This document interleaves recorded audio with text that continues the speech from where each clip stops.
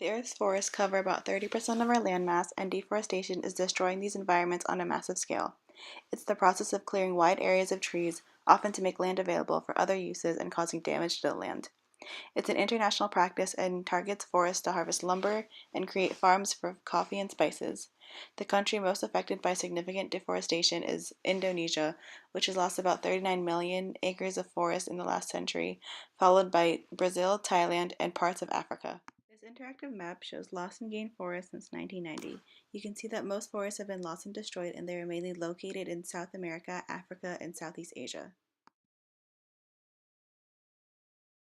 Deforestation is one of the biggest issues in our global use of land.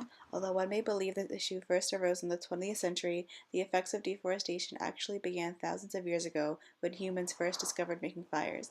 The first man-made fires caused the extinction of plenty of animals and plants, and has only become increasingly worse in the 1950s with industrialization and advanced technology in harvesting trees due to consumerism. The World Wildlife Fund reports that half of the trees illegally cut down from forests are used for fuel.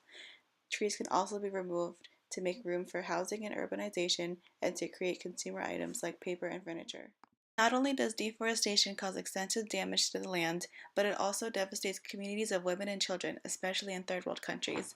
The resulting firewood shortage has taken a toll on women and children who carry the responsibility of gathering fuel wood and cooking for their families. According to The Nation, women in Malawi trek over 6 miles to collect firewood to cook meals and have been forced to take this route to a more dangerous environment ever since the forests near their homes have been destroyed. Garden Gruen assert this fact by discussing women in New Delhi who are also forced to walk significantly longer routes to gather wood and collect water because of the loss of trees near their villages. The article by The Nation states, in these cases, men are more likely to be involved in extracting timber for commercial purposes, but play the least role in replenishing them. While men are taking down these trees for consumer products, women must deal with the consequences.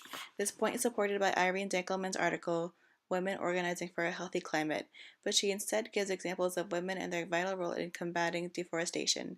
The centuries-old relationship between women and nature described by Nancy Unger is demonstrated in this example of the Chipko movement in North India. In 1974, laborers began logging near their village when Gaura Devi led a movement of women to hug the trees to prevent them from being cut down. This action was successful and the forest was untouched.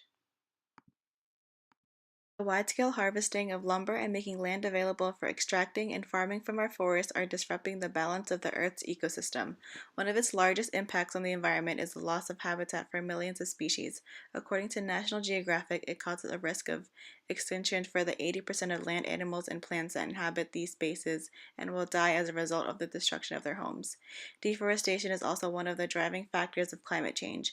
By clearing mass amounts of trees and failing to replace them as they are removed, the amount of carbon dioxide and greenhouse gases are being released into the atmosphere is increasing and fueling global warming. The increasing devastation of our world's forests has led to the foundation of numerous forest conservation groups and policies that have been enacted to protect and prevent the degradation of woodlands. One organization is called Trees for the Future, which is a forestry resource center that advocates reforestation and works with community leaders to improve livelihoods and restore degraded lands through planting trees. An article by the Mother Nature Network addresses those who want to contribute to the effort in stopping deforestation. One of the most important ways we can do this is by educating ourselves in this topic. There is a lack of understanding about the demands being placed on forests and the dialogue around alternative, sustainable options. The article also suggests planting a tree, recycling, buying recycled products, and eating vegetarian meals. One policy that affects the U.S. and is also a New Jersey state law is called No Net Loss, in which New Jersey state entities are required to replant trees when trees are removed during development projects involving 1/2 acre or more.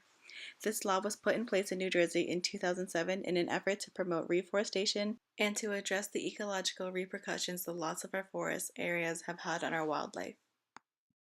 I came to the outskirts of the Pinelands Reserve in New Jersey, which is one of the state forests that have been previously pillaged by deforestation and have since been protected under the No Net Loss law to conserve its trees. The destruction of forests threatens the extinction of millions of species in land, animals, and plants, and disrupts both the ecosystem and climate. Deforestation has taken natural resources that provide food, shelter, water, and warmth that people, especially women living in third world countries, depend on for survival. The destruction of our environment is the greatest threat of our time and is a crisis that should be internationally recognized. Through education, we teach people to value themselves and their environment, and they can see the improvements in their standard of living.